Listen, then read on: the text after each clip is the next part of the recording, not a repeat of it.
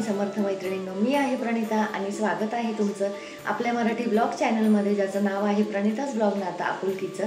तर आजचा दिवस तुम्हाला सुखा समाधानाचा, आनंदाचा आणि अगदी मनासारखा जावं ही स्वामींचरणी प्रार्थना करते आणि आजच्या व्हिडिओला सुरुवात करते। तर इथे तुम्ही बघू शकता चहा वगैरे झालंय, एकाचा चहा बाकी म्हणून तो तसाच ठेवलेला आहे।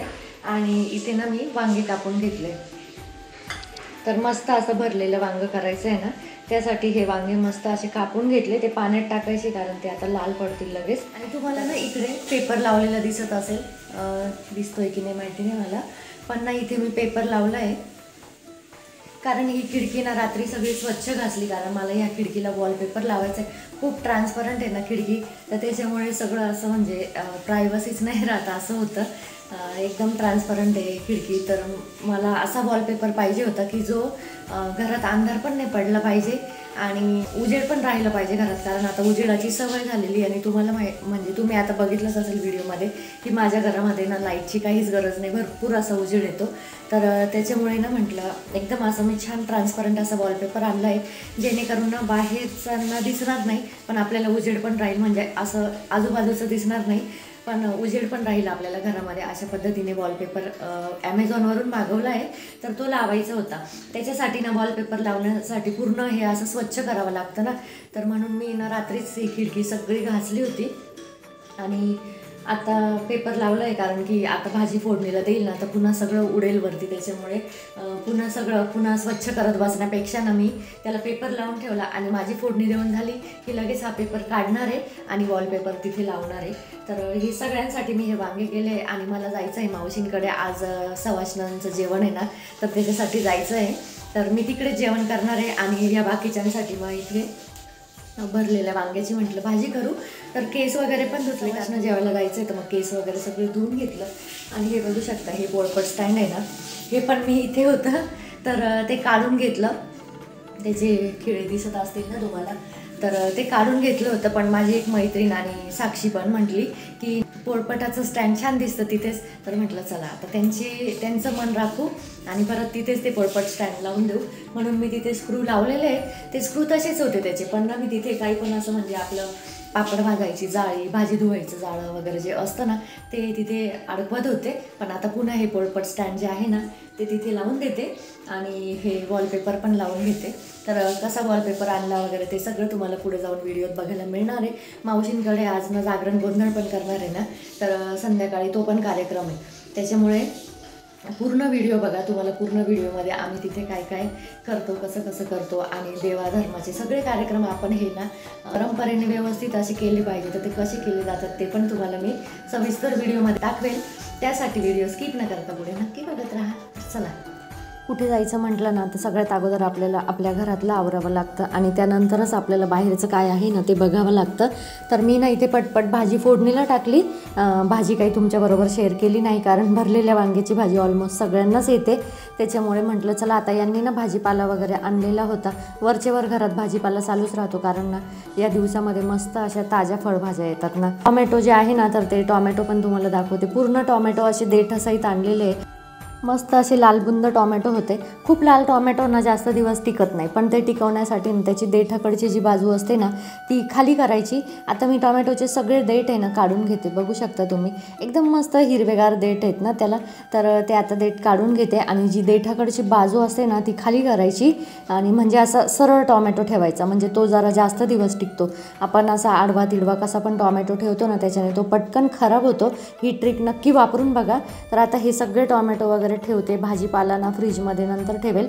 आता सध्या तरी मी ना प्लास्टिकच्या पिशवीमध्ये ना, तर तो प्लास्टिकच्या पिशवीतून काढून ठेवते, म्हणजे त्याला असा घाम नाही येणार। जरी म्हटलं ना थंडी, पण दुपारी आता एवढी काही थंडी पडत नाही, दुपारचे थोडंसं उन्हामुळे ना गरम व्हायला होतं, तर प्लास्टिकच्या पिशवीमध्ये भाजीपाल्याला घाम येऊ शकतो ना, त्याच्यामुळे मी तो भाजीपाला फक्त आता एका टबमध्ये काढून ठेवते आणि त्यानंतर टॉमॅटो वरच ठेवणार आहे। टॉमॅटो काही फ्रीजमध्ये ठेवणार नाही, कारण फ्रीजमध्ये गेले ना टॉमॅटो खाल्ले जात नाही, थंड असतात ना, एकदम थंडगार झाले की काकडी असो की टॉमॅटो असो ते फ्रीजमध्ये गेले की खाल्लेच जात नाही घरामध्ये, असा प्रॉब्लेम होतो नेहमीच। त्याच्यामुळे ना मी ते वरतीच ठेवते, म्हणजे येता जाता खाल्ले पण जातात आणि संपतात पण पटकन, कारण ना लाल टोमॅटो तर इतक्यातच खराब होतात आणि यांनी सगळे असे पिकलेलेच टोमॅटो आणले होते लाल बुंद, त्याच्यामुळे त्याची जरा जगण्याची क्षमता कमीच होती त्या टोमॅटोंची, म्हणून ते सगळे वरतीच ठेवले. आणि एकीकडे आपली भाजी पण शिजते. आता ही भाजीपाला भरून ठेवला ना की लगेच मी माझी तयारी करते, म्हणजे ना जायला पण उशीर नको. आणि कुठल्याही ठिकाणी जायचं म्हटलं ना तर थोडंफार हातभार लागला आपला तिथल्या कामांना तर बरं वाटतं ना. फक्त जेवायलाच जायचं योग्य नाही वाटत त्याच्यामुळे. आणि मावशी तर मला एकदमच घरच्यासारखे आहे. मी तुम्हाला मागच्या पण काही व्हिडिओमध्ये सांगितलं, मावशी मला एकदम घरच्यासारख्या आहेत. त्याच्यामुळे ना मावशींना म्हणजे थोडंफार तिथे जाऊन काम करू लागलं ना तर मनाला पण आपल्या बरं वाटतं. तसं तर भरपूर पाहुणे आहे, कारण की मावशींची भाऊजाई वगैरे सगळे आलेले आहेतच. कामं करायला भरपूर जण असतात, पण कसं आहे लग्नाचं घर म्हटलं की कामं करायला किती पण हात असू द्या ते कमीच पडतात. त्याच्यामुळे ना म्हटलं जाऊ आपण लवकर. आता पोळ्या वगैरे करून घेतलेल्या आहे, भाजी टाकलेली आहे मी. आता माझी तयारी होईपर्यंत भाजी शिजली तर ठीक आहे, नाहीतर मग आधी वगैरे कोणीतरी भाजी पाहिलं. आता मी अगोदर माझी तयारी करते. मावशींकडे जाण्यासाठी तयार झाले आणि अशी साडी वेअर केली, साधी सिंपल. म्हणजे कसं तिथे थोडंफार काम करण्याची जरी वेळ आली ना तरी पण साडीचा त्रास नको आपल्याला, कारण काठपदराच्या साडीवरनं पटपट काम नाही सुचत. तर त्याच्यामुळे एकदम सिंपल आणि एकदम ही अशी आपण म्हणतो ना पेपर वेटची तशी साडी आहे. तर त्याच्यामुळे हीच साडी वेअर केली. तर कशी दिसते ही साडी मला? एकच नंबर. तर चला आता मावशींकडे जाऊन भेटू आपण.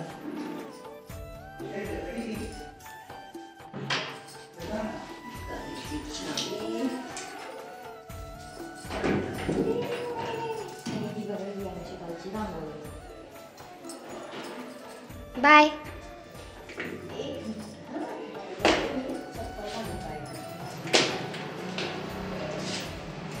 बाय. माझ्या घरापासून अगदी 2 ते 3 मिनटाच्या अंतरावरच मावशींचं घर आहे. त्याच्यामुळे ना गाडी वगैरे काही नाही आणली, पायीच आले चालत. आणि ऊन बघू शकता तुम्ही, थंडी जरी चालू झाली ना तरी पण ऊन पण भरपूर आहे. त्याच्यामुळे अजिबातच अशी थंडी जाणवत नाही आहे. आणि आता मी पोहोचले मावशींच्या घरी येऊन. तर इथे येऊन पाहते ना तर मावशींची कामं चाललेली होते. घरामध्ये भरपूर पाहुणे होते कामं करायला, पण बाहेरचं काहीतरी मावशी आवरत होत्या आणि मावशींचं आवरायचं काम चाललेलं होतं. तर आता नवरदेव नवरी ना देवदर्शन करून आले, त्याच्यामुळे आज जागरण गोंधळाचा पण कार्यक्रम होता. पण मावशी हे तुळशी वृंदावन कधी आणलं? कधीच आणलं.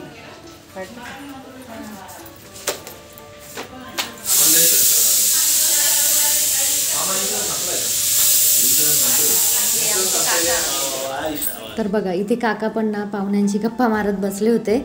आणि जेव्हा आता नवरदेव नवरी म्हणजे जेव्हा पण लग्न होतं ना तर नवरदेव नवरी अगोदर कुलस्वामिनीच्या दर्शनाला जातात, नंतर कुलदेवतेच्या दर्शनाला जातात. तर तेव्हा जाऊन जेव्हा येतात ना ते तर लगेचच आपल्याला कुलस्वामिनीच्या नावाने सवाष्ण जेव घालायचे असतात. कोणी 5 घालतं, कोणी 7, कोणी 9, कोणी 11, 21 असं आपल्या मनावर असतं. आपल्याला हव्या तितक्या सवाष्ण आपण जेव घालू शकतो. आणि इथे बघू शकता तुम्ही ऑलमोस्ट तयारी झालेलीच आहे सगळी. खाली पोळ्या चालू होत्या, पुरणपोळ्या, आणि मस्त अशा टम्म पुरणपोळ्या फुगतायत. तर बघितल्याच तोंडाला पाणी सुटलं ना. आणि या आमच्या मामी म्हणजे मावशींच्या भाऊजाई बरं का. तर भजे करताय का? हो, तुम्ही सर्वांनी जेवायला. आणि या आहेत मावशींच्या भाऊजाई. तर त्यांना मस्त भजी काढत होतं आणि त्यांच्या हातांना ना इतकी टेस्ट आहे, म्हणजे इतकी चव आहे ना हातांना. जो काही स्वयंपाक करायचा ना तो इतका टेस्टी होतो त्यांच्या हाताने. त्याच्यामुळे ना मस्त असा जेवणाचा खमंग असा सुवास सुटला होता. तर दारात काही रांगोळी वगैरे काढलेली नव्हती, म्हणून मग मी म्हटलं चला आता रांगोळी वगैरे काढून घेऊ. आणि सवाष्ण जेव घालायच्या किंवा कुठलाही देवाचा कार्यक्रम असो किंवा सण असो, रांगोळी ही घराच्या बाहेर पाहिजेच पाहिजे. त्याच्यामुळे ना सगळ्यात अगोदर रांगोळी काढायला बसले. पण आता पाहुण्यांची ना ये जा एवढी होणार आहे आणि रात्री जागरण गोंधळ असल्यामुळे ना डबल काय रांगोळी काढायला मिळणार नाही. त्याच्यामुळे आत्ताच रांगोळी काढायची आहे, फार मोठी काही काढायची नाही, छोटीशी. पण ना मान असतो रांगोळीचा ना काही असलं घरामध्ये कार्यक्रम, तर त्याच्यामुळे छोटी का होत नाही पण दारामध्ये रांगोळी आपल्या पाहिजेच पाहिजे. तर असं काही या रांगोळीचं शास्त्र असतं. रांगोळी ही आपली मांगल्याचं प्रतीक मानली गेलेली आहे. आणि जेव्हा पण काही शुभ घरात कार्य असतं ना तर तेव्हा रांगोळीचा हा मान असतो मोठा, त्याच्यामुळे आता मी ना इकडे रांगोळी काढायला लागले. पण म्हटलं येता जाता सगळ्यांचं तिथे ना पायामुळे रांगोळी टिकणार पण नाही, राहणार पण नाही आणि फरशीवर कशी पटकन रांगोळी पुसली जाते ना, त्याच्यामुळे मी कोपऱ्यात अशी एक साईडला रांगोळी काढली. एका बाजूला काढली ना तर जाण्या येण्याच्या रस्त्यात नसली तर पटकन पुसले पण जाणार नाही ती, त्याच्यामुळे म्हटलं एक साईडलाच रांगोळी काढू. तर इथे मी रांगोळी काढते, अगदी साधी सिंपलच रांगोळी काढली. खूप काही मोठी किंवा खूप काही छान अशी नाही काढली, तेवढाच आपला हातभार काहीतरी. कारण स्वयंपाकाचं तर तुम्ही बघितलंच असेल, स्वयंपाक करणाऱ्या अगदी माझ्यापेक्षा जास्त सुगरण बायका तिथे होत्या, त्याच्यामुळे मला काही स्वयंपाकाची वेळच नाही आली. तरी पण वरचेवर जी काही मदत होईल ती मदत करू म्हटलं. तर बघा अशी रांगोळी काढली मी, आणि रांगोळी छोटी असो वा मोठी, दरवाजा किती सुशोभित दिसतो ना लगेच. तर इथे छान अशी रांगोळी आणि वरती आजूबाजूला अशा माळा लावल्या ज्या आर्टिफिशियल असतात त्या, आणि वरती गणपती बाप्पाची टाईल आहे, त्या तोरण आहे, त्याच्यामुळे ना दरवाजा एकदम सुशोभित दिसतोय ना. आता इथे आतमध्ये ना पानांचे विडे बनवण्याचं काम चाललेलं होतं. सवाष्णांना पानांचे विडे पण देतात आणि काय काय देतात ओटीत ते पण सगळं तुम्हाला मी अगदी डिटेल दाखवणार आहे व्हिडिओमध्ये. त्यासाठी संपूर्ण व्हिडिओ बघा आणि आवडला व्हिडिओ तर नक्की लाईक करा. तर इथे पानांचे विडे बनवण्याचं काम चाललेलं आहे आणि आत बघू आपण. तर आतमध्ये इथे भजी काढण्याचं काम चाललेलं आहे मामींचं, आणि बाजूला ना पोळ्या करण्याचं काम चाललेलं आहे. तर पोळ्या पण तुम्हाला दाखवते, एकदम टम्म अशा पोळ्या फुगतात. आणि मावशींचं सारखी बारीक नेरी काही ना काही आवर चाललेलीच आहे. लग्नघर म्हटलं की भरपूर पसारा असतो आणि काही ना काही कामंही असतातच बारीक बारीक. तर बघा किती खमंग आणि सुंदर दिसत आहेत ना पोळ्या, आणि एकदम टम्म अशा फुगतायत मस्त. आणि पुरणाची पोळी म्हटली की तुपाशिवाय काही पुरणाच्या पोळीला चव नाही. मस्त अशा तूप लावून पुरणाच्या पोळ्या केल्या जात आहेत इथे, आणि एकदम बघितल्याच तोंडाला पाणी सुटतं आहे ना मस्त. तर चला आता या पोळ्या तर एक साईडला होत आहेत, आणि इकडे भजी पण आपली बऱ्यापैकी झाली आहेत. आता सगळं जेवण तयार झालेलं आहे. तर आता इथे पानांचे विडेसुद्धा तयार केले. पानांचे विडे तयार करण्यासाठी ना इथे नागेलीच्या पानांना थोडासा चुना लावून घेतला, कात टाकला, त्याच्यावर थोडीशी बडीशेप, सुपारी, आणि सगळ्यात महत्त्वाचं म्हणजे वेलची आणि लवंग. तर आपण जेव्हा पण सवाष्ण असो किंवा देवीला विडा बनवत असतो ना, तर तेव्हा नेहमी त्याच्यावर एक वेलची आणि लवंग लावायचीच विड्याला, कारण की त्याचं खूप महत्त्व असतं. म्हणजे देवीचं सगळ्यात आवडतं लक्ष्मी मातेचं म्हणा. आपण बघा जेव्हा पण लक्ष्मी मातेची पूजा करतो ना, तर लवंग अर्पण करतो लक्ष्मी मातेला, किंवा कुलस्वामिनीला पण लवंग अर्पण केलेलं चांगलं असतं. दर मंगळवारी कुलस्वामिनीचा टाक असतो ना आपल्या घरामध्ये, तर त्या टाकाला लवंग अर्पण करायच्या, खूप शुभ असतं. तर तसंच ना पानाच्या विड्यामध्ये सुद्धा लवंग टाकून घ्यायच्या. तर इथे आता मस्त विडे पण तयार झाले, आणि इकडे नवरदेव नवरी ना गडावर गेले होते, सप्तशृंगी गडावर, ते पण आले. त्यांचीच वाट बघत होते खरं, कारण जेवायला बसण्याच्या अगोदर त्यांना म्हणजे तिच्याच हाताने सगळं सवाष्णांचं करून घ्यायचं होतं ना, नवरीच्या हाताने, त्याच्यामुळे. तर आता इथे ना आम्ही सगळेजण असं दारातच पाठ ठेवलं मस्त, आणि जागोजागी म्हणजे जे जिथे बसले ना तिथे जाऊन पाय धुण्यापेक्षा ही पद्धत जरा सोपी पडते. तर दरवाजातूनच येताना ना पाठ ठेवला, आणि पाटाच्या इथेच ना सगळ्यांचे असे तिने पाय वगैरे धुतले, हळदी कुंकू पायांना अर्पण करायचं. आणि त्यानंतर सगळे आम्ही जागेवर बसलो, तर सगळ्या सवाष्णांचे असे तिने पाय धुतले. आणि नेहमी आपण जेव्हा पण सवाष्ण जेवू घालतो ना, तर सवाष्णांचे नेहमी पाय धुतले जातात. 2 बोटं जे असतात ना ते ताटामध्ये ठेवायचे, आणि दोन्ही बोटांवर पाणी टाकायचं, थोडंसं पुसायचं, आणि त्यावर ना हळदी कुंकू अक्षदा टाकायच्या, नमस्कार करायचा. कारण ज्या सवाष्ण जेवायला येतात ना त्या देवी स्वरूप असतात ना, त्याच्यामुळे सगळ्या सवाष्णांचे पाय धुवायचे.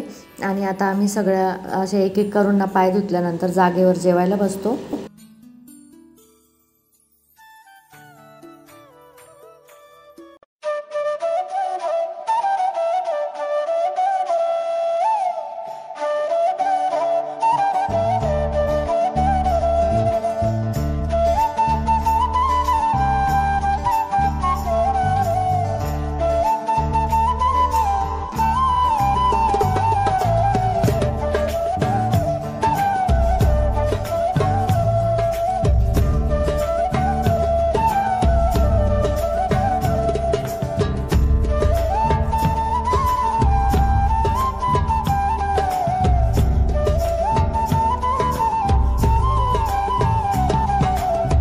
तर बघा अशा पद्धतीने आम्ही सगळे जागेवर येऊन बसलो आणि ताट वगैरे वाढलेलंच होतं. तुम्ही बघितलं स्वयंपाकाची सगळी तयारी झालेली होती.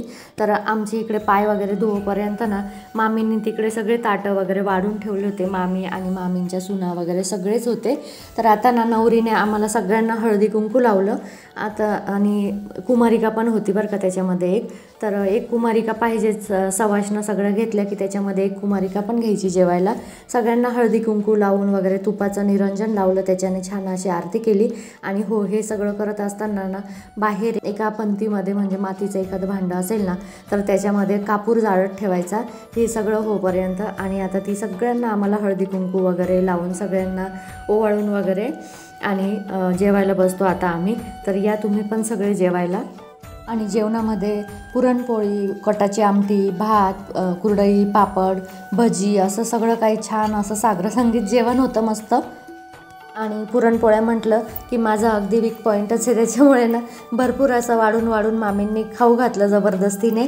आणि इकडे आम्ही जेवायला बसलो ना तर जेवणाचे ताटं होते ना समोर, त्याच्यामुळे तिने लांबूनच सगळ्यांना नमस्कार केला. आणि इकडे जसं आम्ही जेवायला बसलो ना तसंच मध्ये ना लहान लहान मुलांना पण जेवायला बसवलं होतं.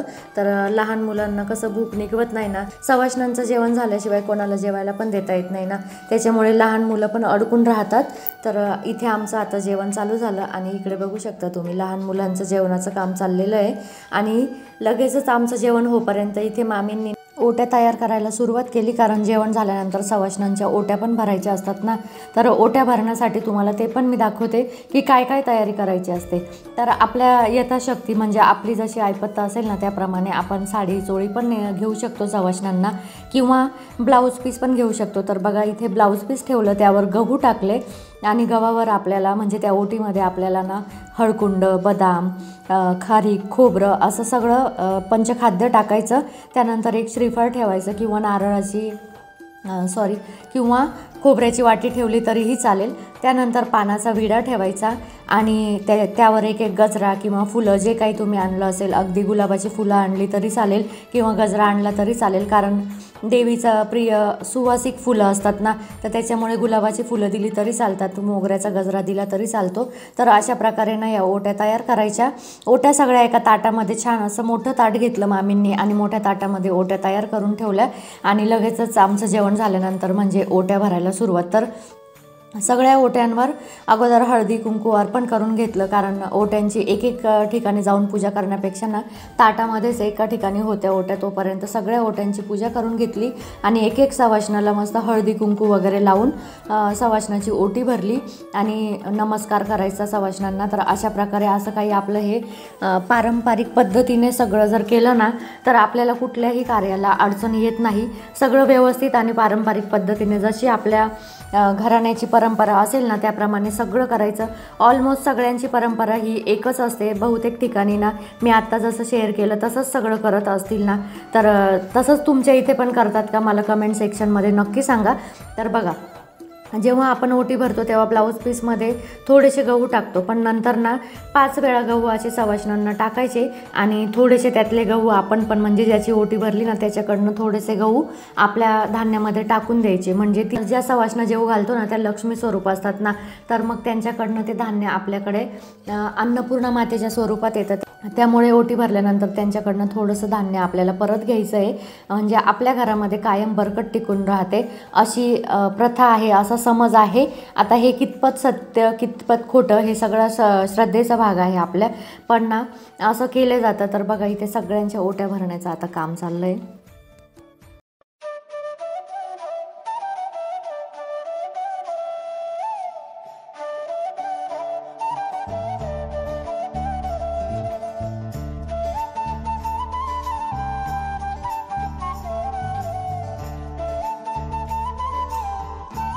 चला आता थोडा मी तुम्हाला संध्याकाळचा व्हिडिओ शेअर करते.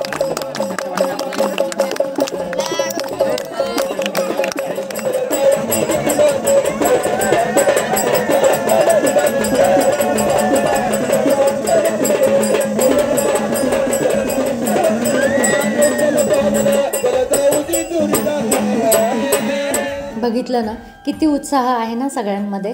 तर खूप छान असे सगळे कार्यक्रम झाले आणि लग्नघर म्हटलं की खूप छान वाटतं. अगदी प्रत्येक गोष्टीसाठी उत्साह असतो आणि दीपकचं लग्न तर आम्ही सगळ्यांनी इतकं एन्जॉय केलं ना, अगदी पुरेपूर आनंद लुटला लग्नाचा. तर इथे ना सगळ्यांचे जेवण वगैरे चालू आहे आणि मावशींच्या घरातलं हे सगळ्यात महत्त्वाचं पहिलंच कार्य होतं. तर या कार्यात ना सगळे छोटे छोटे जे काही कार्यक्रम होते ते सगळे कार्यक्रम खूप छान पार पाडले. सगळी स्वामींचीच कृपा आहे. स्वामींच्याच आशीर्वादाने मावशींच्या घरातलं एवढं मोठं कार्य हे पार पडलं अगदी सुरळीत. अगदी तुम्ही मेहंदी संगीतपासून बघितलं असेल की सगळे कार्यक्रम ना जोरदार आणि आनंदाने पार पाडले. आणि मावशी भरपूर स्वामी सेवा करतात. मावशींची दोन्ही मुलंही तशीच आहेत, दोघंही सेवेत आहेत. त्याच्यामुळे ना स्वामींच्या आशीर्वादाने चांगले चांगले सगळे कार्य आपले असे व्यवस्थित पार पाडतात. अगदी हळद, मेहंदी, सवाष्ण, आता हा जागरण गोंधळाचा पण कार्यक्रम इतका छान पार पाडला. आणि हे गोंधळी बघितले ना, गोंधळी पण खूप छान भेटले मावशींना. तर खूप मजा येत होती. हा कार्यक्रम आता पहाटपर्यंत चालणार आहे. नंतर पहाटे ना लंगर तोडून आरती वगैरे करून मग कार्यक्रमाची समाप्ती होईल. तर एवढं काही मी सगळं तुमच्याबरोबर शेअर करू शकत नाही. त्यामुळे ना इथेच आता मी व्हिडिओचा एंड करते. आणि व्हिडिओ जर आवडला असेल तर नक्की व्हिडिओला लाईक करा. चॅनल जर सबस्क्राईब केलं नसेल अजून तर नक्की चॅनलला पण सबस्क्राईब करा. आणि असेच नवनवीन व्हिडिओ आणि कमेंट करत राहा, कारण तुमच्या कमेंटमुळेच मला नवीन नवीन व्हिडिओ करण्याचा उत्साह येतो. तर चला, बाय आणि श्री स्वामी समर्थ.